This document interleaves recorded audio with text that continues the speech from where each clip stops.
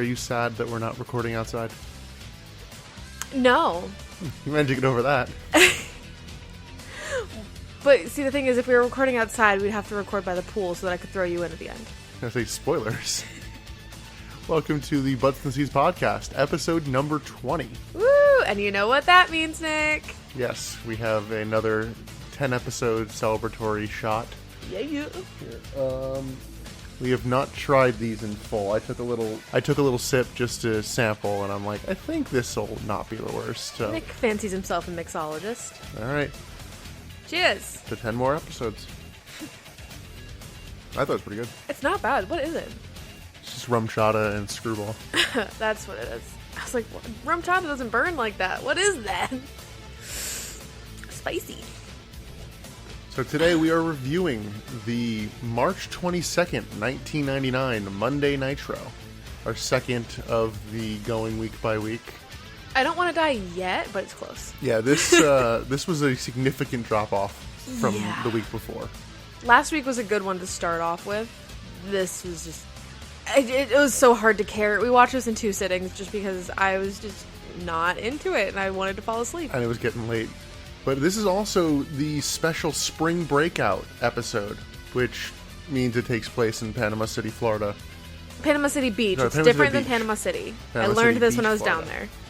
Yeah, So. that's pretty much, I mean, it's an interesting venue, but, like, they did nothing super special because it was Spring Breakout. No, and it was... Okay, so the way that the ring was laid out, they found, like, a... I don't know what the name of the venue was, but they found a pool, and they built the ring in the middle of the pool. It was, like, on a floating sort of island of its own in the middle of the pool, so it was unstable, and you could kind of see it in some shots where it was wavering and sort of wobbling. I thought they'd play with that more and be like, oh, he's unstable, the water is making him off balance. Nothing. Did you know that, I think it was like 2 years ago, it was some combo of like early AEW and Ring of Honor did a boat on like Jericho's wrestling cruise. Okay, so funny you mentioned that. I'm pretty sure that's the first thing of AEW I ever stumbled upon was them on the boat because at that moment, I don't even know if that's... I don't even remember. It was like a year or so ago. AEW. It was like a year or so ago, and I know that Jericho was wrestling because I stumbled upon it, and I thought that that's what AEW was. They traveled around the country on a cruise ship and just did wrestling shows because I had no idea. But yeah, I remember that. Did they play up the wobbliness of the boat? I don't know if they did anything with the wobbliness. I would imagine they did something or some fun spot of somebody like getting seasick or something, but I know the first one was apparently Ring of Honor, and then there was one that either did or was supposed to happen in 2020. That was AEW. And then this year's one will also be AEW. But yeah, this is not on a boat. This is just... So the one that I watched in 2018 was Ring of Honor? Yep. But it was great. It was Jericho. Yeah. It was when AEW was kind of starting up. I thought it was really cool. I thought it was a fun concept. Except...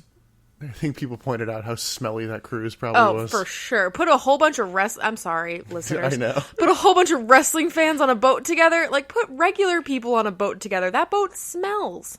Wrestling fans? Y'all, I love you, but I've been to Comic-Con. I imagine this is just a more confined Comic-Con. Comic-Con had to actually send out a notice or an email on day 2 of the con being like, hey guys, you know deodorant? Wear it. So back to the Nitro, other than Comic-Con 20 whatever. 2017. So yeah, it takes place at the Redneck Riviera. Is it actually called the Redneck Riviera? It's apparently been nicknamed that. I forget what the full name of the place is. The show is also taking place opposite the Go Home Raw for WrestleMania 15, which we did watch the opening of because I wanted to just give Emily a reminder of like, yeah, that was the Beer Bash episode, and this is what Nitro put opposite it. I just don't understand Nitro. That can just summarize this entire podcast. I don't understand Nitro. The show did surprise me when it started, though. Nitro or... Nitro. Oh. It opens with a video package. Yes, there were a lot of video packages. I know. I guess they hired someone for their video department, and it's like, you know how to edit? What? I'm sorry, you can cut 2 clips together? So it was a video recap package of the previous week and kind of the main event. I did get annoyed that it cut off at the exact same place the main event did. I was kind of hoping to see, like, okay, what happened after? Because they, like, immediately ran out of time after the Goldberg spear. They never answer that. We will never know because we weren't there. So we talked a little bit about the venue, and we see it for the first time here. So there's the ring, and then there's, the outside area that the barricade separates the crowd from that kind of outside space with the mats. Here, that barricade is still up, but on the outside of that, on most of it, is water. Yeah. And I think in one side there's concrete, and they didn't do anything with that, luckily. They didn't do anything with anything. Yeah. The entrance ramp is just like a little walkway. It's about 3 feet wide. Yeah, it was too tiny. Yeah, I don't think you're able to cross. Like it's one person at a time. That is one way. Yeah. There was no way that they were doing any kind of like Royal Rumble or something like that in there. Where people were entering while people are being kicked out. Yeah, no. I equate it to like if you're going on, I don't know, like a boozy pirate cruise or something. Or just like a ship in general. That like drawbridge that you have to put to like get passengers on and off the boat. Yeah. Yeah, it's like that wide. So for some reason, after we kind of see the place, we get video footage recapping the end of the Ravens Rules triple threat match at Uncensored. Which I kind of forgot happened. And I did a little dig-in on our girl Chastity. Oh, did you? Yes, apparently she used to be in ECW. I had no idea. Okay. And she got a nice little contract offer to come to WCW, much like I think everyone in ECW did. Yeah.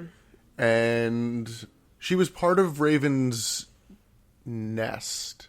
Sorry, every company had a different name for Raven's group. It's hard to keep the track. Raven's Nest was the ECW thing. Yeah, so she was apparently part of that at one point, and yeah, she's now being paired up with Hack. Who is... The Sandman. The Sandman, yes. It's like, I know... I started actually calling him Hack in my notes this time, to the point where I forgot that he was Sandman. I don't know why we showed that there as opposed to at a more appropriate point, but... Yeah. The first match of the night is a doozy. Is it? It is Bull Payne versus Van Hammer. Who the fuck is Bull Payne? I don't know.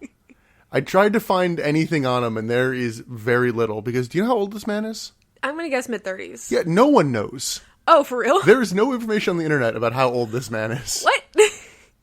How? Also, his name sometimes changes spelling, because I think they had it as Payne, but when you look him up, it's Pain. Oh.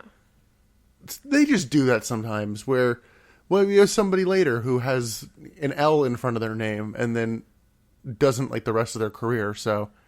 Fair. It's all strange. But yeah, Bull Payne versus Van Hammer. We're starting off hot. Yeah, and the boring chants start almost immediately.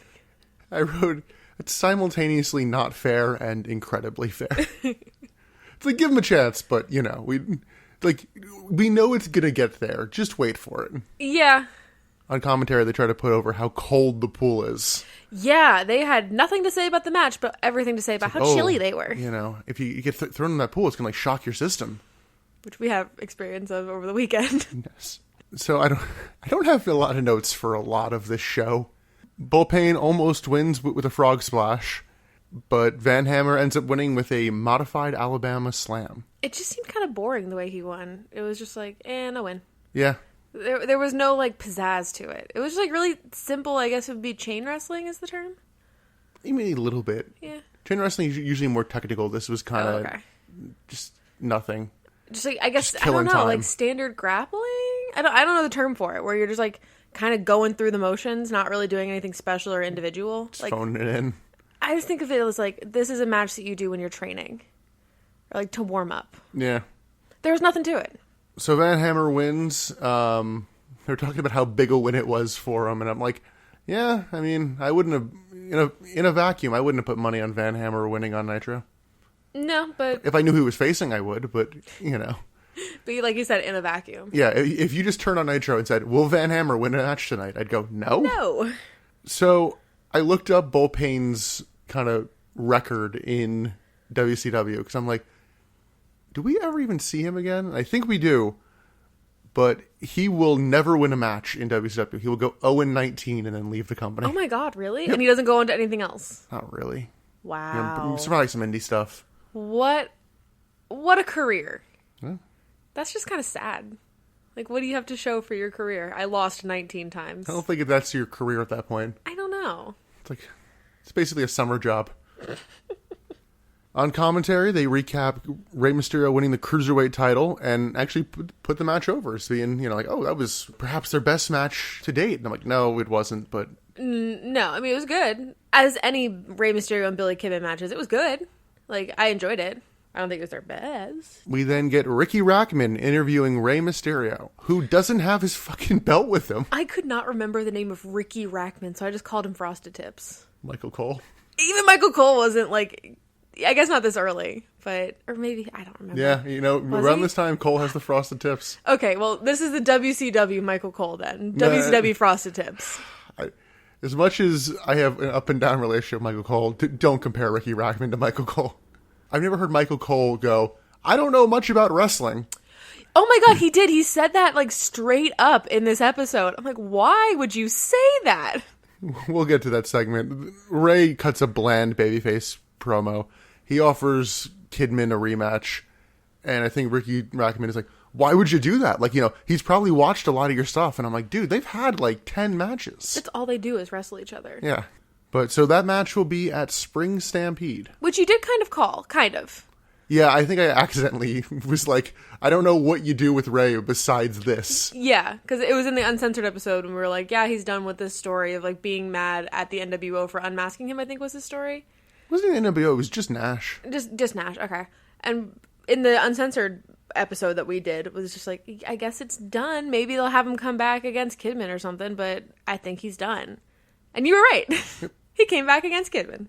Plowing ahead, we get a Cineburst gum ad, which you were trying to look up when that stopped being made and didn't really find much. Anything. I just kept finding like nostalgia posts being like things that were cool in the 90s but have been discontinued. And Cineburst was on every list, but every list was like, hey, remember Cineburst gum? Okay, cool, bye. Like, that was it. It didn't give you any dates of like established or discontinued. It's the equivalent of when you're on Twitter and you see something trending, and then when you click on it, every single tweet you see is, why is this trending? Yes, I hate that. So yeah, this was part of the Spring Breakout kind of promotion they were doing. Did you hear how much the big winner won? No. $1,000. I guess that's a lot to a college student. I know, but in just 1999, like that's a lot. Yeah, I know, but it's like oh, this contest winner won $1,000. I'd like someone to hand me $1,000. I'm waiting on that in a tax return. It's like I shouldn't be able to get more back in taxes than your prize money. I guess, yeah. And don't call them the big winner then, because what did the small winners get? Pack of gum? A pat on the back. Thanks for being here. We then get Ricky Rackman again interviewing Disco Inferno. Man, they are really trying to phase out Mean Gene, I've kind of noticed, because... Yeah, he's not really in this much. Well, he's actually in it more this week than he was last week. Oh, fair. But you got Mike Tenay plugging the hotline more than Gene, so... Mm-hmm. Yeah, why would you replace Gene with Ricky Rackman, though? I don't know, but he's interviewing the Disco Inferno. Basically, Disco just kind of insults the town. He says he, saw a wet t-shirt contest and the girl weighed more than he does. Yeah, he's just basically calling out fat girls. I'm like, dude, what? And then Ricky tries to, roast him a bit. And it doesn't really go over. No. And that's that segment. Yeah, Disco went from being, really likable, I don't know, face. Likable? He started out likable. He's been a heel the entire time. I liked him when it started. I liked his character. He was fun. He was kind of naive. Even when he joined the NWO, remember when he had to, go out and slap whoever it was? Was it Goldberg? Yes. He had to go out and slap Goldberg, and then the NWO would come up and back him up. And he was just so excited. He was so naive. And, that was charming to me. But now he's just an asshole. And I guess that Conan build from last week, that's over. I guess. Although then again, Buff Bagwell doesn't appear on this show at all either. Okay. And it's clearly setting up a feud with him and Steiner. And it's man, they kicked him out of NWO. What does he do next week? Nothing. And yet we still have Horace and Vincent. We'll get there. Well, speaking of the Steiner and Buff breakup, we get a video package of that. So many video packages. I did notice they bleep the word suck. Oh, yeah. As in, you and your fans suck. Yeah. Which was strange. We then get a really weird, I don't even want to call it segment, just 30-second clip of Fit Finlay going to Rick Steiner's house, just making sure... Just checking on him. Just making sure he's going to be there for the show because they have a match. which was weird. Yeah. Was it his house? I thought it was like his dressing room backstage. No. It was some. I don't know if it was his house or like his friend's house. Was it his Shoney's? It was not his Shoney's. I don't know what the fuck the point of that was, besides killing 90 seconds. Maybe that. But yeah, they have a match later. We'll see that. And then we get a clip recap of the main event. Not quite a video package. This is like uninterrupted kind of clips. Yeah. No music under it. Of the main event setup from last week and then the actual main event. And once again, we don't see anything new. It just cuts off just a at the recap. same spot. We then get Ricky Rackman again. He sets up a clip and narrates Goldberg at a NASCAR race. This was kind of weird because like it should have just been a video package, but for some reason Ricky Rackman was like live in the arena doing live voiceover for it.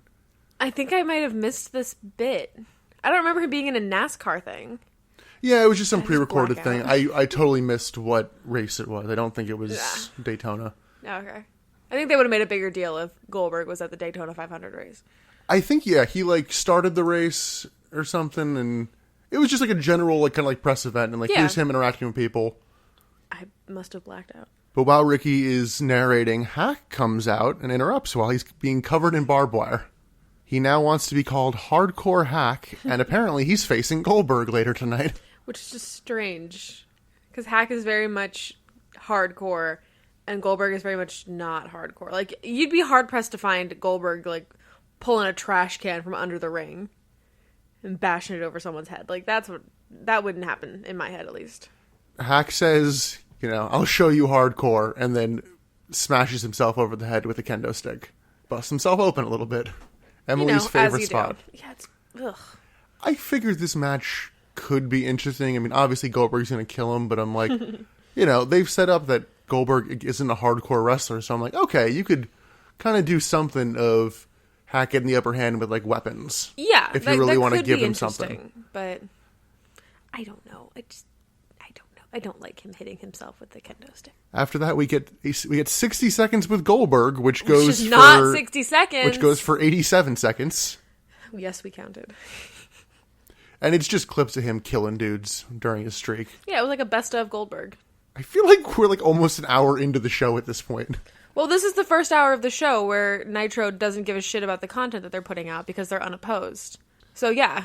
Oh, actually, we actually have a note for where the second hour of the show starts because that's when the intro we have not hit the Nitro opening yet, guys.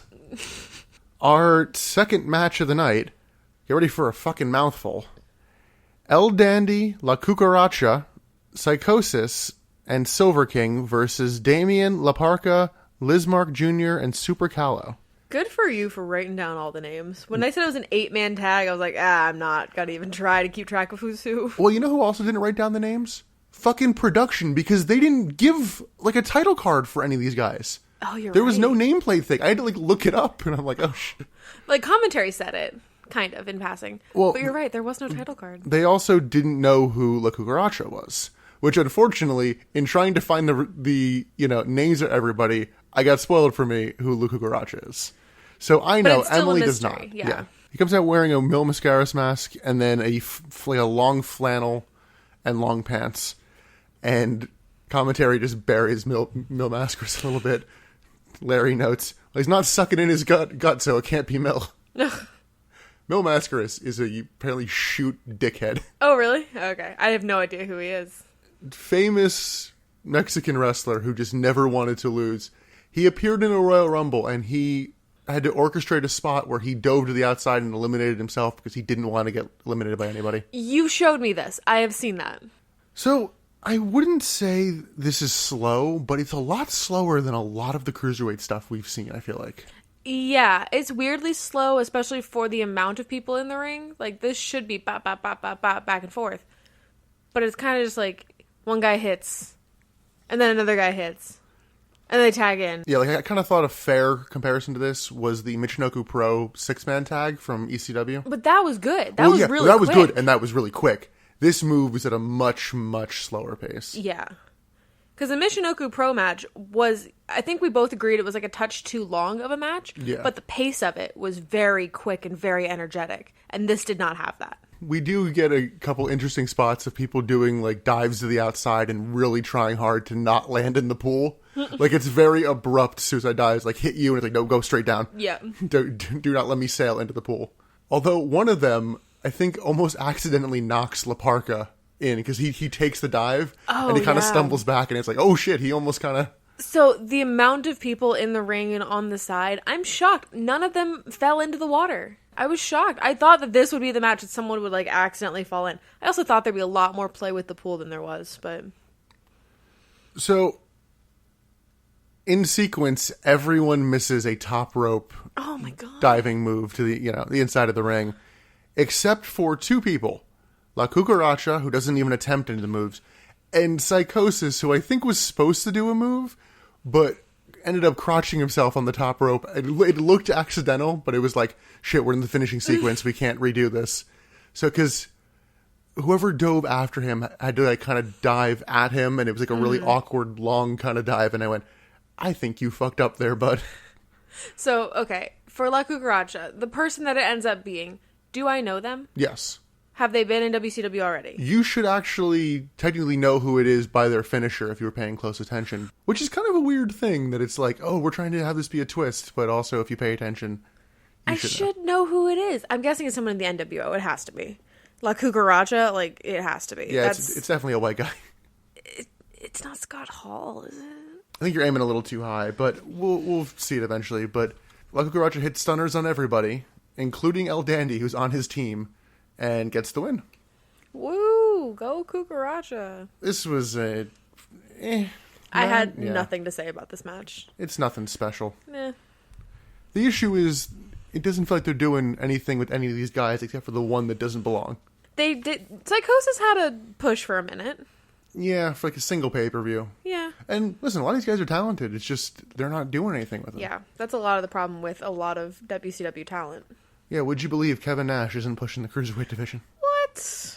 We then get a 1-800-COLLECT Spring Breakout ad, just kind of more of the same with bikini-clad babes. Bibs. We then get the Nitro opening, and we are officially in hour number 2. We've been recording for, what, half an hour? Thereabouts. And then that's all we had to say about the first hour. Yep. We then get a interesting segment of... It's J.J. Dillon and Ric Flair, like, somewhere in Panama City Beach. Just having a chat. Yeah, they're just, like, talking about the beach. Well, Ric Flair wants to do a, like, lottery kind of drawing. Like, something of, like, a open challenge kind of thing. But whoever's number we draw will get the title shot. Yeah. But he's on camera with J.J. Dillon and basically tells him to, like, fix it. So we definitely pick a cruiserweight. Yeah, so he wanted to fight somebody that was mid-card or lower. Yeah, he wanted an easy night. Yeah, he wanted an easy win. I asked the question, like, wait, so why are we seeing this? Because it seems to be a secret conversation. Because Ric Flair will come out and announce that they're doing the lottery kind of thing. So I'm like, why are we seeing this? Speaking of why are we seeing this, we then get a Mike Tenay pre-tape interview with Dusty Rhodes. Dusty Rhodes. Which was a lot for me. I would play it here, but it's so long and rambly, I think we lose everybody. Yes, absolutely. So I've heard a lot about Dusty Rhodes, and I just recently, in, personal time, I listened to the How To Wrestling podcast's How To Dusty Rhodes that just came out recently. And that was the most that I had ever heard about Dusty Rhodes. Like, I knew about him. I know that he is the father of Gold Dust and Cody Rhodes, but I didn't know much about him as a person. All I knew was Kevin Mann's impression of Dusty Rhodes from the How To Dusty Rhodes episode. He does a great impression. You've actually seen Dusty Rhodes on WCW television before. God, have I? He showed up on the last Nitro of 1998 to help out Ric Flair beat Eric Bischoff for control of WCW. Yo, we haven't seen Eric Bischoff in a minute. Yeah. But I don't remember that. I'm sorry. I forget if this is when Bischoff just goes on vacation with his daughter to, like, Europe for a couple weeks. I don't miss him. So Dusty just kind of rambles. He mentions that he should have been commissioner or a commentator again, and how there was some sort of issue with him and Ric Flair. Can you imagine Dusty Rhodes as a commentator? He did commentary. Oof. There's a lot of great sound bites of him. Oof. But he asked Ric Flair if he has cross with him. Yeah, I've never actually heard anybody say the phrase, "Are you cross with me?" My favorite part of this interview, though, Mike Tenay asks Dusty Rhodes, "What's your opinion of Ric Flair as the president of WCW?" "My opinion is that Ric Flair is the president." And that's it. Yeah, he does bury Larry Zbyszko a little bit, and when they come back from it, Larry's fucking hot under the collar. He's like, this guy fucking sucks. No wonder he's not a commentator here anymore. And Mike Tenay in his notes, he never answered my question. You're right. I'm still waiting on an answer to that question. But yeah, they jab Larry about it. I think Larry is a little bit pissed, like he didn't know that was part of that. He's like for real pissed too. I'm like, but relax. But I bet this goes nowhere. Oh God, no. I think that they just had Dusty Rhodes for a day and were like, "Hey, you want to do an interview? This could be fun." That's it. But we then get Mean Gene looking real old doing an interview with Ric Flair in the ring. Yeah, for whatever reason, the lights that they did on the pool ring were just not kind to Mean Gene or really Ric Flair. Yeah, it wasn't made him look leathery. Great. Yeah, because it was outside, so I think they had to cake it with a little bit more light. And whatever they did differently for this venue, it did not do any favors to the older gentleman. I'm also wondering if they didn't factor in the reflection from the pool. So we don't quite get it, but we do get a... Oh, mean! My God! Panama City! Stay on that! Stay a little longer! Gene, what's going down? Hey, Nature Boy! Nature Boy! Wait a minute. Yeah, it was kind of strange. It wasn't really a mean woo by God Gene. Yeah, the only thing But it stranger was. than that was Raven being the one to interrupt and come out. That was so bizarre. He apparently wants a world title shot. Yeah, I don't think we're playing this up enough. So Ric Flair is talking to Mean Gene, doing his Ric Flair thing, and then from the ramp comes Raven. Of all the people to interrupt Ric Flair, Raven? And I don't know if he was like for real shoot annoyed or like it was part of the thing. But yeah, Raven asks for a shot at the world title. And Ric Flair is like, "No, but I'll give you a shot at the tag team titles." Well, "Oh, you don't have a tag team? Sucks."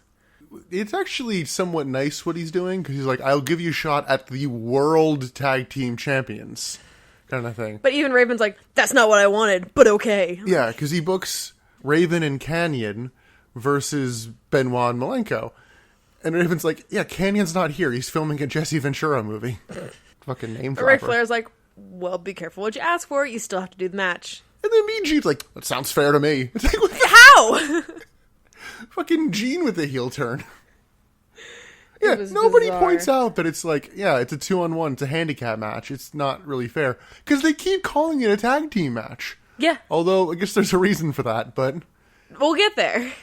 Flair then mentions the lottery, the random drawing, whatever you want to call it, and the crowd is chanting for Goldberg. It's like, well, no. It ain't gonna be Goldberg. So then the segment just kind of ends, and when we come back, it's going to be Fit Finlay versus Rick Steiner. Q, welcome to the Rainforest Cafe. This is a very physical match, which tells you what you need to know about it. Yeah, it wasn't bad, but it wasn't memorable. I don't really have a lot to say about it. It was fine. Yeah, commentary. My main note on this is that commentary tells us that on Thunder, Ric Flair stripped Scott Hall of the U.S. title. Yeah.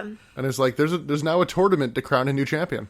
So Mang advanced on Thunder, and then we have Jericho versus Scott Steiner later in the night. And if you missed this, they later do a recap of the actual clip from Thunder. Oh, and Rick Steiner wins with after hitting a DDT and then a Steiner Bulldog. Oh. This wasn't a bad match, but I'm literally going to forget about it tomorrow. I've already forgotten about it. Considering we had nothing additional to say about this. No, like I said, it was fine, but it wasn't memorable. Yeah, and just once again, it's like, man, you really have nothing for Rick Steiner. No. We then get the Nitro Girls for the first time. I'm amazed they were not in the first hour. I'm not. The Nitro Girls don't really seem to be... They are time... I guess in that sense, sure, they should have been in the first hour. They are a time filler. But they're also eye candy and oogles, and they want the most people to be watching it. And I guess they think that most people will be watching the second hour? Yeah, but you're telling me if they recycled material, you would notice? No. They probably have. I have no idea. You're right. They probably have. Oh, Bobby Heenan is now here as well. We get an interesting match. Not quite a debut, but our first time seeing one of these guys. It is El Vampiro versus Juventud Guerrera. Who also got a slight push and has kind of fallen off. Juventud hasn't really done much lately. So this is Vampiro's third WCW match. I don't know when he loses the L, but it's very shortly after this really? point. Yeah, it's just Vampiro. Okay. He's kind of hunky. He has a very bland look here compared to what I know he ends up with. Oh, okay. I kind of like it. But this is his third WCW match. His first one was June of 1998. And then his second match was the Thunder right before this Nitro. Wow, I wonder what happened. I don't know. He does look a bit plain here, and this man loves to hit power bombs. Yes, he does. His first one is a nice power bomb out of the corner with like Hoovy doing like a 10-punch spot kind of thing. Mm-hmm. The Undertaker last ride post 2010 spot where he's like, I can't do that rotation to anybody besides Rey Mysterio. Vampiro tosses Hoovy around a bit, including a running power bomb. Hoovy hits a springboard splash to the outside, and Vampiro kind of stalls as they go to commercial. Kind of like he was told, we've gone to commercial about 30 seconds before they actually did. Yeah. You do get the boring chance again in this one, too. I disagreed with that at this time.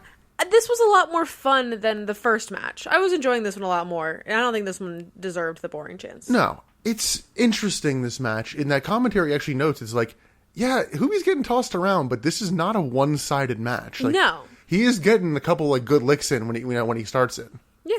They both looked good in this match. Like, I really didn't hate this. We then get a spinning powerbomb from Vampiro, who sets up for a spinning swanton kind of move and misses. There were so many missed hits tonight. Like, between the 8-man tag and this, it's like, can we just have some hits land?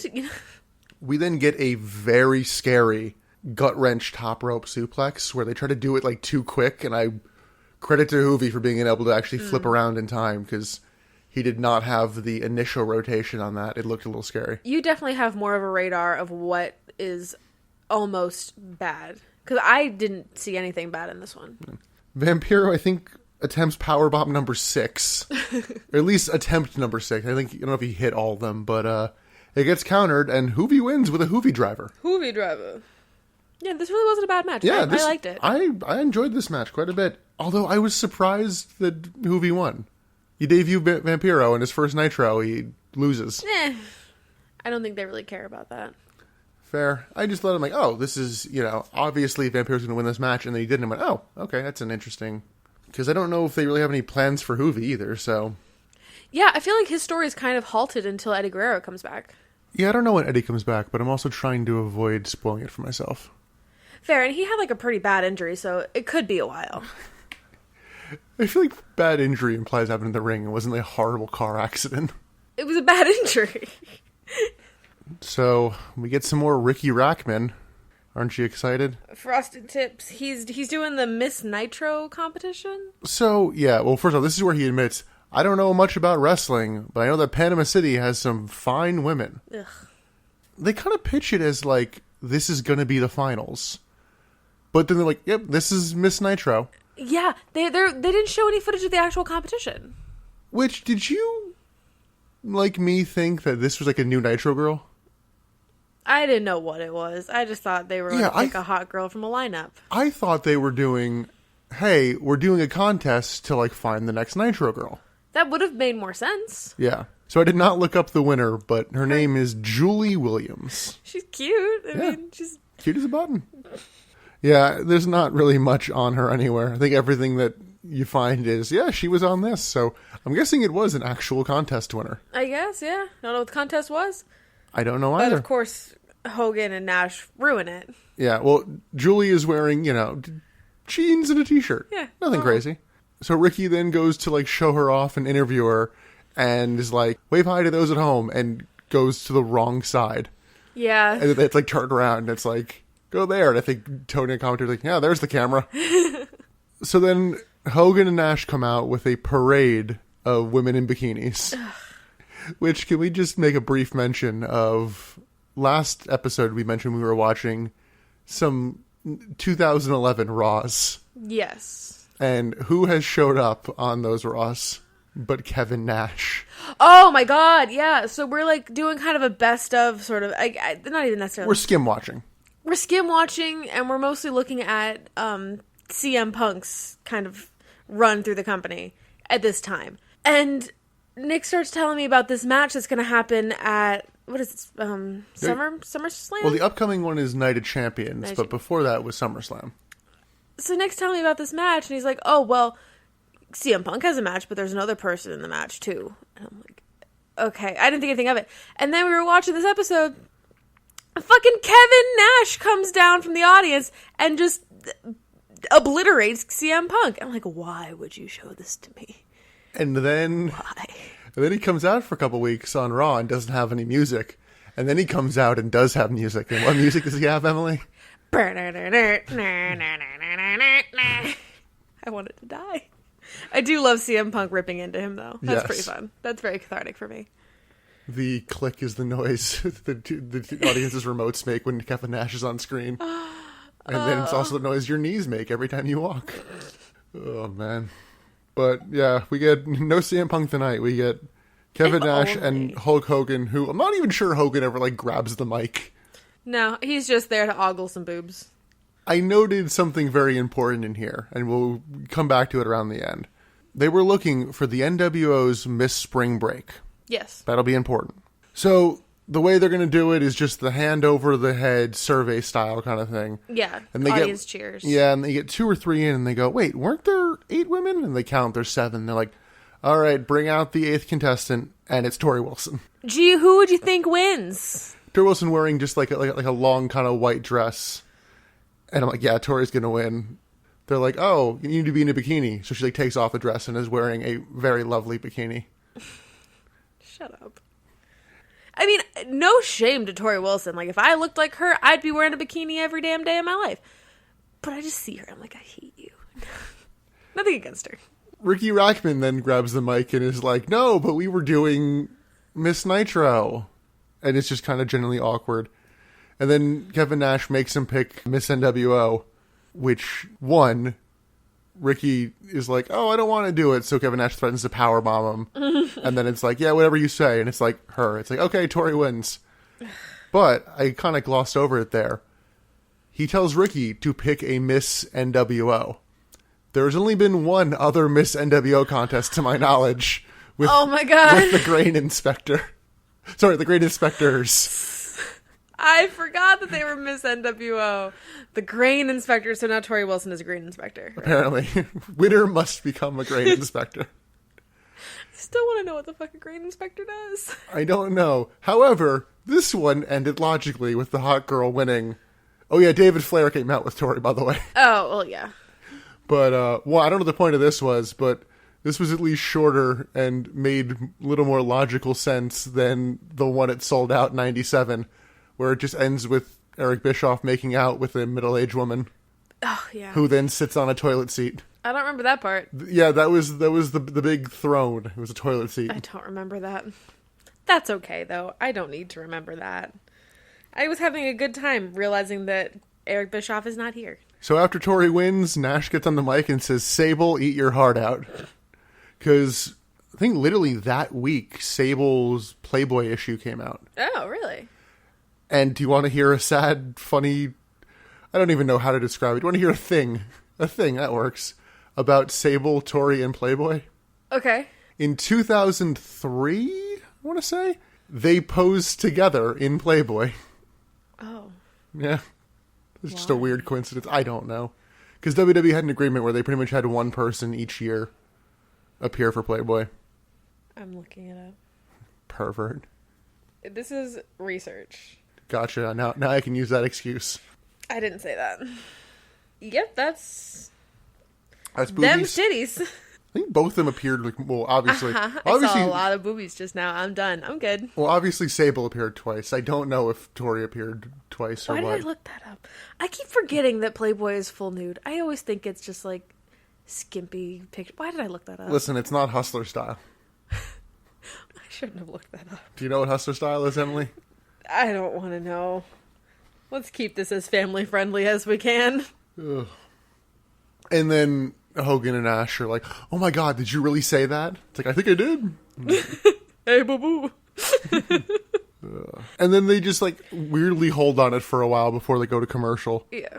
And do you remember last week when Nash and Hogan wanted title shots? Yes. That didn't matter. Because boobies. Yeah. Who needs gold when you got boobies? Anyway, let's move on to a match. We have Hack with Chastity versus Goldberg. Goldberg comes out, but he gets attacked on the apron by Hack. And basically, I knew the enjoyability of this match was going to be based on whether or not it was a hardcore match or not. And Emily, was this a hardcore match? I don't think so. Yeah, I don't know either. Because... I mean, he used the cane. And a chair. But it wasn't... But only Hack used that. Yeah. I really wanted to see Goldberg spear Hack into the pool, but that didn't happen. No. I was really sad about that. So, yeah, Goldberg gets bulldogged onto a chair at one point, and then Hack starts hitting him with the kendo stick, and Goldberg just no-sells it. Oh, yeah. Like, it literally is just pissing him off. He hits the spear, hits the jackhammer, Goldberg wins. Goldberg does not do long matches, and I appreciate that man for that. Yeah. This was enjoyable enough for what it was. For what it was, yeah. I feel like they could have done a little bit more of, you know, him getting the advantage with weapons, but maybe Goldberg just want to take the weapon shots. I don't know. Yeah, maybe not. But I'm just like, oh, okay. It was a little disappointing that they didn't do more with it. It could have been fun. It could have been. And it was, like, ever so slightly too short. But, like, I like a short match. Well, yeah, a lot of short nothing matches. Then we get an interview. Me and Gene interviewing Bret Hart. We haven't seen him in a while. Yeah, when was the last time we saw Bret Hart in the ring? Not in an interview, but in the ring. Probably losing to Roddy Piper for the U.S. title. That was a while ago. Yeah, right before Super Brawl. What's he doing? Just like... He's a little banged up. Oh, okay. And I think he still is a bit. Gene notes that Bret is discontented with how he's being used. Which I'm like, is that a word? I think. Apple didn't Fair. ping me for it being not a word when I typed it out, so... Bret notes that he's been here over a year and hasn't gotten a single world title match. Which is wild. And he, like, notes after that, he's like, came here to earn a reputation, not lose it. Yeah. Like, and I guess he kind of is. yeah, no, that's some real life frustration there. Yeah. So then Gene just starts, like, throwing out ideas like, oh, what if you faced this guy? Starting with Hogan, which is a match that's never happened at this point. Does it happen in the future? I honestly don't know. I imagine so at some point, but I don't know. I'd watch that. The only time it was supposed to happen, Hogan decided, I don't want to work with you, you're too small. What? Yep. Bret Hart is too small? Yep. Like, in reputation or in stature? Both. What? You're not my league, brother. Fuck off. And that was after they did the whole bullshit. He comes down, wins the title in about 9 seconds. Ugh. After Bret loses it. Yeah. God, But- I hate Hulk Hogan. But Bret notes that they're the two biggest entities in wrestling, but for some reason they've never had a match. Gene then throws out the idea of Kevin Nash. That match has happened a couple times. Yes. And Bret notes while Nash has the pencil, he can be the eraser. I liked that. And then Gene tosses out the idea of Goldberg. And this is where I feel like they're actually building to something. Because Bret Hart says that, yeah, you've kind of been like hand-picked opponents for a while. You know, it's a lot of fucking nothing guys. For Goldberg, yeah. Yeah, I remember we were watching the documentary on the streak, and Kevin Nash, he's like, he faced Hugh Morris like 10 times. Shut up, Kevin Nash. Bret Hart says that Goldberg hasn't faced any real competition and says he could beat Goldberg in 5 minutes. 5 minutes. And that's pretty much the main takeaway. So it seems like they're setting up Hart and Goldberg. Oh my god, you can call that match the Heart of Gold. If I could throw to commercial, I would. Hey. Just like Gene does here.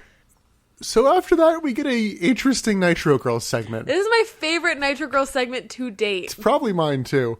Because the Nitro Girls come out dressed as different wrestlers, including Ric Flair, Raven, Hulk Hogan, Buff Bagwell, Conan, and for some reason, Sonny Ono, who, unfortunately, I think that was the one Asian Nitro Girl. Unfortunately, I think that's why. Yeah. When I put that together, I was like, oh, that's... I did get a kick out of Spice was dressed as Ric Flair and started like taking the clothes off and strutting. She did the walk. I thought that was really great. This was such a wonderful light moment in this show that like really brought the energy back. So honestly, I would have rather seen them do a 6-man tag than the next match we have up. Ooh, I want to see that match. I would love to see the Nitro Girls in a tag match. See, I don't think any of them are wrestlers. I guess not. But still, wouldn't that be so fun? That doesn't matter in WWE. They at least train a bit. I don't think they even are remotely trained to be wrestlers because that's not what they're hired to do. Like, No, they're hired to be dancers. I mean, I'd rather see that match than this next one.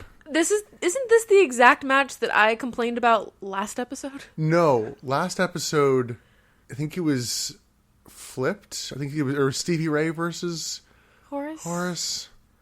I don't know. It was something with this feud, and it was stupid. Yeah, and they're they're just rotating Horace Hogan, Vincent, and Stevie Ray. Ugh. Although now he's just Horace. They've dropped the Hogan surname. Except for when Vincent's like, "I'm the boss. You are the nephew. Boss, nephew, boss, nephew." That's all the preface we get for this match. Yeah, because the music hits and Horace comes out, and then the music doesn't even reset, and Vincent comes out. It just keeps going. Track. Then we get the boss nephew bit. Ugh. And Horace works over Vincent for most of this match. He hits like 10 fucking big boots. I wasn't paying that much attention. I don't know why this is a match. I hate it. I don't like it. I don't want it to happen anymore. Yeah, commentary takes the time to talk about power corrupting people like it's the fucking One Ring or something. Yeah, they were like, there's nothing wrong with a power-hungry president. I'm like, screams internally. So Stevie Ray then comes down and is just kind of observing, and the finish of this match is Stevie Ray, quote-unquote, pushes Horace into a small package from Vincent. He literally tapped him on the ass, and it was like, it was what not a push. A push. It was like it could be like a pat on the shoulder, like, hey, you're doing great, bud, keep going. Like, that was the amount of pressure that was put into this quote-unquote push. Yeah, so Vincent wins somehow. Like, Jesus, fucking winning a match. And then Horace and Stevie Ray just beat him down. And then Bryan Adams appears. Adams. The country singer. Who cares? Bryan Adams comes down and attacks Horace, and then him and Stevie Ray argue. Good match. And break. It was not a good match. No, it was fucking stupid, and I just like to pretend that if I don't pay it attention, this story didn't happen. Well, I was actually wondering, I'm like, where the fuck is the rest of the B team? I don't know. That's a good question. Remember when there was so many NWOs? Yeah. And now it's just like, it's these three lads trying to figure out who's going to be the leader, and it's like... Does it matter? It's only the three of you, and you all hate each other. Break up. And like, Scott Norton's still around, Bryan Adams...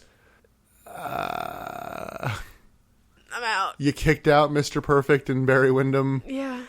So this fucking feud's never going to end until the not. group just disbands, I'm guessing. All right, moving on, because there's no reason to give this more breath. No. We then get the random lottery drawing, whatever you want to call it. Gene is in the ring with the Four Horsemen and J.J. Dillon. And then a bunch of the wrestlers are around the pool on the edge. Not everyone. I was mildly surprised no drunk dudes pushed any of the wrestlers into the pool. Because they were standing right by the edge. Yeah. So they pull out the number 23, and they're looking around the arena to see who has number 23. It cuts to backstage, and apparently, like, El Dandy has the number 23, but his arm's in a sling. Who are you to doubt El Dandy? I know, I should have doubted him. And he hands that number to Rey Mysterio. He doesn't really hand it to him. Ray is just like, give it to me. No. Was it mutual? Yeah, it was El Dandy's a face, so it's like, here, take this. Okay. I couldn't really tell if it was, like, mutual or if El Dandy was like, no, you shouldn't do this, Ray. Like, don't do this. So, I don't know. Two things on this. One, I feel like they drew, like, an actual number because it didn't feel fixed. And they were going around for so long, I think they were then writing the number on a piece of paper for them to use. For sure. Also, it wasn't like they had a little corresponding ball. They all had large, like, folded in half pieces of printer paper. Yeah. That had the number on it. So some producer saw him pick 23, grabbed a big Sharpie, and wrote the numbers 2, 3 on this paper and handed it to El Dandy. Yep. Yeah. I also just realized I missed any sort of chance to make a Jim Carrey number 23 joke here. Is that a joke? There's a movie called The Number 23. It's fucking terrible. Oh, I haven't seen it. So Rey Mysterio has the number, and he comes out, and it's like, yep, I get the shot. And Flair is kind of pissed and was like, I told you cruiserweight. It's like, well, you know, Rey's not in this. And it's, But Rey is a cruiserweight. yeah, it's just not great. Not great, but Yeah, just a really awkward kind of ending to the segment. Again, yeah, just really a theme with this of just segments just kind of ending. yeah. I mean, that's not new for WCW. They don't know how to end things. They don't know how to transition. Like, it's not new. Yeah, a lot of these segments ending feels like the equivalent of a kid in like a school pageant singing his song and then awkwardly running off stage. Yeah. Just that I am now done. Goodbye. To like polite applause. We then get a Dean Malenko and Chris Benoit like hype package. Just like, look how fucking great this team is. And Which was cool. Yeah. Next up, we get Raven versus Chris Benoit and Dean Malenko for the tag titles, I guess. I guess. If Raven wins, I don't know who his fucking partner is going to be. But then again, we had potentially Judy Bagwell as a tag champion. True. Even though it was Kenny Chaos. I'm still unclear about that. And I forever will be. Somebody call up Judy Bagwell. You know, noble baby faces, Dean Malenko and Chris Benoit attack Raven while he's getting in the ring. And then they just double team him a bunch in the ring. And we're like, oh, it's like this type of kind of tag match. Yeah, I turned to Nick and I was like, I thought it was a tag match, but he's like, no, I guess it's a handicap, so everyone can be in the ring. Well, we've talked about this. There are like tornado tag matches Yeah. where everyone's, you know, you don't have to do tags. But after like 2 minutes of them just beating down Raven, it's like, all right, now Dean's going to go to the apron. Yeah, there were a lot of like half-hearted attempts by the ref Randy Anderson to get the unofficial person out of the ring. But they were so half-hearted that like even if I was in the ring, I wouldn't listen. Yeah. He was just kind of like waving his arm a little bit. Yeah. Even calling them attempts is generous. Yeah. So Dean gets Raven in the Texas Cloverleaf after they beat him down for a while. But Raven refuses to tap and is yelling like, no, no. I have never heard his voice be that loud before. He was really screaming. So Dean then just drops the hold, tags in Benoit, and Benoit locks in the crossface. But He screams again. Raven refuses to tap and is yelling. So Benoit breaks it up and then double snot rockets him. To which commentary, I think it was Tony Schiavone, Tony or Mike. was like, okay, let's just blow our nose on him. Benoit tries to get Raven up for like a double team powerbomb maneuver, but it really struggles to, and Dean manages to kind of help him out a little bit. It was like, oh no. They hit this kind of, you know, diving clothesline powerbomb kind of thing. And all of a sudden, Perry Saturn comes down. Yeah, scary Perry Saturn. Ooh, we should call him Scary Perry. I thought you were going to say Scary Saturn. Let's do that. Scary Saturn. Scary Saturn comes down. And Benoit's like, I know what you're trying to do, but this is horseman business. And then Scary Saturn just attacks him. And apparently this is fine. He's wearing a leather corset dress with face makeup that is equivalent to cheap mascara running down your face when you're crying. Yeah, I mean, it's And pretty, bright green contacts. yeah, I mean, it's pretty much the same as Uncensored. I didn't notice the like eye makeup before. in I think it is a Uncensored. little more elaborate here. It was scary. Like he came out of the ramp, I was like, ah. So apparently Scary Saturn is now fucking Raven's partner. Apparently it's now a tag But team this match. is fine. Like Randy Anderson has no issue with this. It's fine. It's not interference. Yeah, this is also where we notice Randy Anderson's fucking quickest counts in the world. And he's not even like doing it as a gimmick. It's just like, yep, this is how I count. Just boop, boop. Yeah. So commentary does mention that Saturn was part of Raven's flock, so they do have a bit of history. I guess. But once he comes down, after like an initial bit of offense, he just gets worked over for like the rest of the fucking Yeah. match. Benoit then misses a diving headbutt, continuing our theme of missed diving moves. And he manages to make the tag to Raven. And I'm like, oh, I guess it's a tag match. Yeah. I guess we have to tag now. bit of awkward brawling as Saturn then gets Benoit in the rings of Saturn.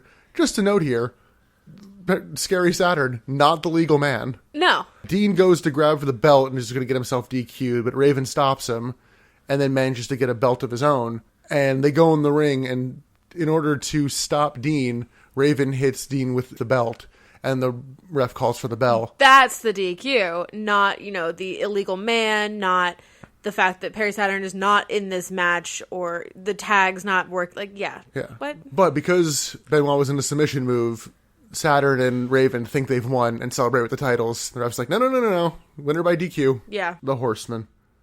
I think this was a heel turn for Benoit and Malenko, too. I mean, they're aligned with Ric Flair, who's a heel. They were already kind of a heel. I mean, like, they were going down that path. Yeah, I mean, like, attacking at the, like, before the bell, just totally willing to do this handicap match, and that was the weird thing. No one felt it was weird that it was 2-on-1. No one had an issue with it. But they definitely had some heel manners here. Like, definitely, like, the double snot rocket.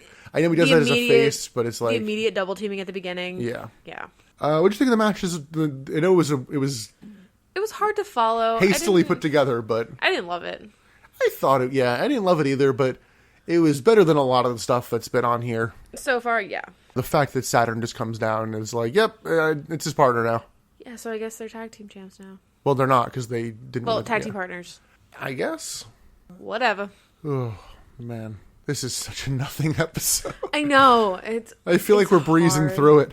Because after this, we get the clip from Thunder of Ric Flair stripping Scott Hall of the U.S. title. Mm-hmm. We talked all about this. Yeah, the finals will be at Spring Stampede. The only thing I think I didn't mention was that Meng beat Bam Bam Bigelow on Thunder. That's who he faced in the opening round.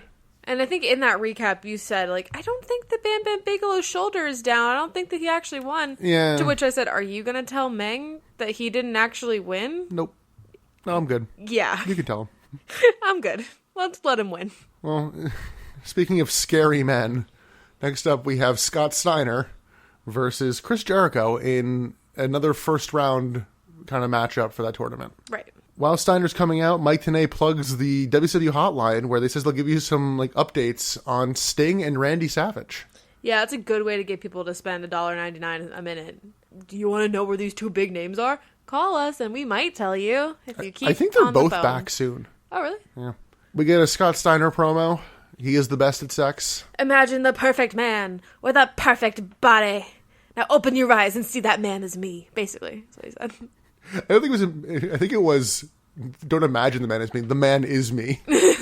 So Chris Jericho then comes out wearing a sash, saying something in Japanese. And he never acknowledges it. Yep, the commentary is like, oh, I'm sure he'll grab a mic and tell us. He just doesn't. So, did you ever figure it out? I know you were doing some Googles. Not a clue. Oh. I really do hope it says something snarky. I don't speak Japanese, and my keyboard doesn't have those characters, so I literally can't. Yeah, there's no way for us to translate it. I know. I was joking. I'm like, his contract's up soon. It's to say, like, hire me. Hire me, New Japan. So this match is nothing special, but it's pretty good. It's pretty much what you'd expect from these two. Exactly, that's what I said. It was pretty standard. Yeah, there's no real notable spots. It was very... It was hard hitting, though. There were a couple, like, hard slams and hard hits. Yeah, this is another one of those matches where every now and again you see that, like, Steiner can be quick and can bump when he wants to. Just feel like... He doesn't want to. Yeah. Yeah, I really have nothing for this. Steiner wins with the Steiner recliner. Yeah, not bad, not memorable. That's a lot. It's a lot of this. Yep. Yeah, it was fine. And no Ralphus again this week. I think that was their breakup. Because Jericho's gone in like 2 weeks, 3 weeks. I'm gonna be sad about that. Yeah. Maybe I should wear my hair in a floof for his last day. But don't fear, Ralphus will eventually reappear. Yeah, so Jericho may be gone, but Ralphus isn't? Yes, Ralphus will be repackaged with somebody else. Oh, God. Or not only repackaged, he'll replace somebody else. Repackaged implies he's going to have like a different gimmick. He's still going to be fucking He's Ralphus. just repaired up. Yeah. Okay. Still, like what? I think you'll like who he ends up with, but I'm not sure. Okay, now I'm intrigued. I don't want to know. I want to be surprised. I have no idea when that happens either. Good. So 1 week Ralphus will show up again and we'll be like, oh my God. It's Ralphus! So we're on to our main event. Jesus, this is going to be a short episode for us. I'm sorry, guys. Main event is Ric Flair versus Rey Mysterio for the WCW title. When Rey's coming out, Tony says that Rey may be the hottest wrestler in the world right now. And I'm like, the guy who lost in 5 minutes on pay-per-view 2 weeks ago? He's the hottest wrestler in the world. Not even 2 weeks ago, 8 days ago.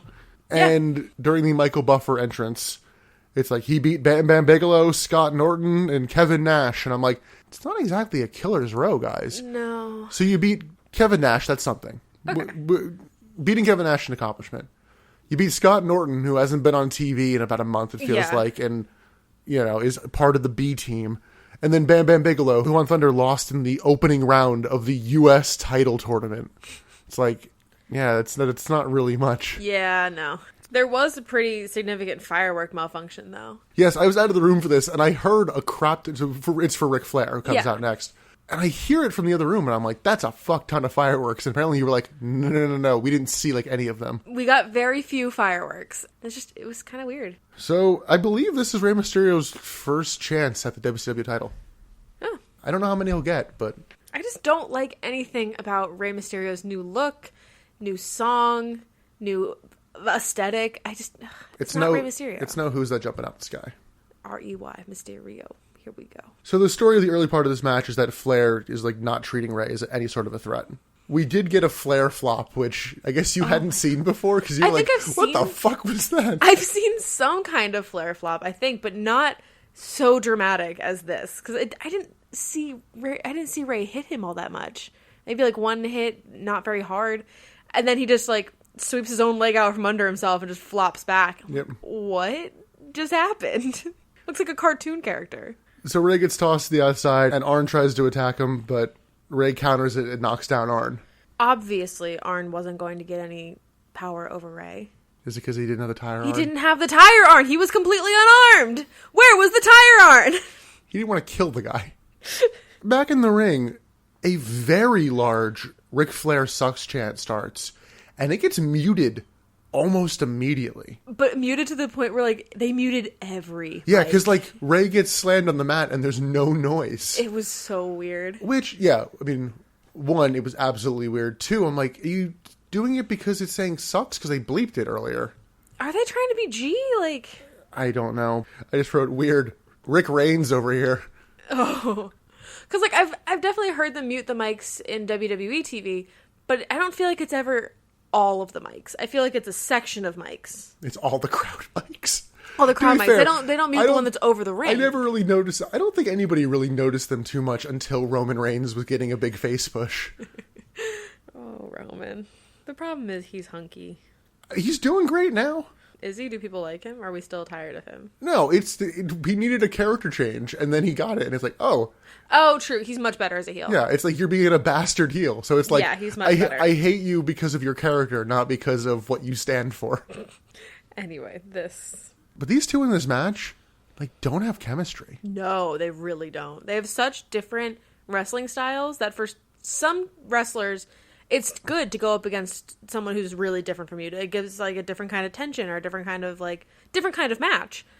This was very much like Ric Flair is going to do what Ric Flair does, and Rey is going to try to adhere to it, but he's small and he is a high-flying, whippy kind of guy. He doesn't do the Ric Flair stuff. Yeah, there's a couple attempts at like a spinning heel kick, which just like completely whiff like a couple times. And it's like... yeah. The fuck? I don't think Ric Flair was not willing to play along in this match. Rey does hit a springboard facebuster, which I think like also spikes Ric Flair's head. And then finish of the match, he hits a top rope Frankensteiner and goes for the pin. But Arn pulls the referee out, who was Charles Robinson. Mm-hmm. And Robinson calls for a DQ, so Flair retains. Which is just annoying. Yeah, just a cheap kind of finish there at the end. That being said, you have pointed out in our watching of wrestling, like, why don't more heel teams do that? Like, why don't they just DQ the match so that they retain and don't have to wrestle? Yeah. And they did it in this one, so I'm like, I'll give them credit for that. I don't like being right here. Well. So Flair's on the outside. Rey drop kicks Flair over the railing, and Rick goes into the pool. Someone went swimming! With about 12 seconds left, because he goes in, it's like splashes, takes 2 steps, and it's like, all right, good night, everybody. I'm just happy that somebody went in the pool. I thought there were going to be more people in the pool. I really thought, I think my prediction was that Kevin Nash was going to press slam Rey Mysterio from the ring into the pool. That would have been fun. Or like, if this had been a 2006 Divas match, someone would have gotten stripped and then thrown in the pool. Oh, yeah. Or, no, actually, if it had been a 2006 Divas match, they would have just wrestled in the pool. Yeah. And it would have been like a drown her to death match. The whole Miss NWO contest, that would have just been in the pool. Yeah, this was just... the girls would have wrestled each other. Yeah, this was just a sloppy, disappointing match. Yeah. It's just a sloppy, disappointing Nitro. Jesus. And it could have been so cool because they had a cool venue and cool like ideas for it, and it just nothing happened. Yeah, so this is the 3rd annual Spring Breakout. Apparently they come here every year, and they will continue to do it through the end of Nitro, because the last Nitro ever is at this venue. Oh, yeah. Yeah, so we are 2 years from that. I don't know the full math on it, but we have either 104 or 105 more Nitros. You have to stop saying the number, because when you say it like that, I want to quit. No, it'll be great. We're not even at Vince Russo yet. I've said it before. I am excited about the Vince Russo era. Yeah, because It'll be stupid. that was kind of the issue with his Nitro, is there wasn't anything to be outraged with either. It was just be bored. It was just boring. Yeah. That's why we had to watch it in 2 settings. Cause Say what you will about David Flair in a hotel room with Denise Robinson. I lost my mind about it. I talked about it longer than I talked about fucking Horace versus Vincent. oh my god. Oh god, I'm sorry, guys. Yeah, we didn't really have a lot of the fun stuff. Like there was no Who's That Pokemon for this. No, but hey, next week DDP's gonna be back. Yay! Anyway, so should we do our MVP best bit? God, I have a best bit. I don't know if I have an MVP. I'm wondering if our best bit's the same best bit. I'm kind of assuming your best bit is that Nitro Girl Yeah, segment. that is 100% my best bit. No, I gave my best bit to Hoovy and Vampiro. Okay. I thought it was a pretty good match. Maybe it's a little bit out of spite too, because that boring chant just pissed me off. I'm like, guys, this isn't. I know you don't know who Vampiro is, but that doesn't make the match boring. Right, that's fair. Oh god, MVP. So I gave my MVP to Rey Mysterio, just because he had a very a big showing in this episode. Like he had a lot to do. I don't think that he did well with all of it, but I just like seeing Rey Mysterio, and he wasn't terrible in the last match. It just wasn't a good match. I don't necessarily think it was his fault. I'm looking through my notes. It's hard. Finding an MVP is hard. Oh, seriously, I'm struggling so much. You gotta pick somebody. You know what? I'm gonna give mine to Scott Steiner for at least being consistent. Because say what you will, I knew what to expect from him, and I got it. I was not at all disappointed from my Scott Steiner appearance. He cut the "I'm the best at sex" promo. He put on a decent match. Fuck it. Okay. Listen, it's Scott Steiner or it's Tori Wilson for looking hot. Oh my god. Because Tori Wilson's also had a lot of great performances. I don't even know if she talked on this one. She did not. At least not Mike talked. Ricky Rackman was all over the place. No. But I'm not giving it to... Oh god. Alright, well that's that. El Dandy for giving Ray the title shot. For being a good guy. Oh god, this was miserable. Okay, well that was this... I'm so glad you have so much fun recording these with me. Listen, I had fun recording it, just... I feel similar as I did for the Super Brawl episode. Yeah. Get out of here. Let's just get the fuck out of here.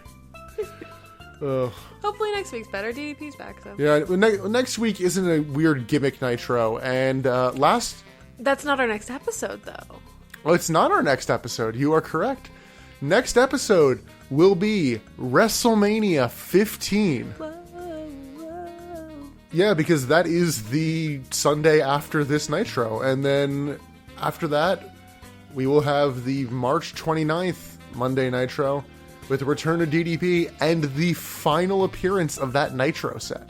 Oh, yeah, because they get a new set. Yeah. Ooh, that'll be interesting. Well, cool. We got some good stuff coming out. Yeah, and it sounds like Sting and Randy Savage are coming back eventually. Fingers crossed. I'm optimistic about the future. Despite this episode, I think, and you know, the general fact that this company dies in 2 years. Right. Spoilers. I think things can go up a little bit. Okay. We'll see. Call me a fool, but I'm optimistic. Oh, well, until you see us at WrestleMania 15, you can follow us on Twitter at ButtsInThePod and subscribe to us on Apple Podcasts and Spotify. Emily, any closing thoughts? I'm hungry. Let's go make dinner. What a shit episode of Nitro. Not a bad podcast, though. Short.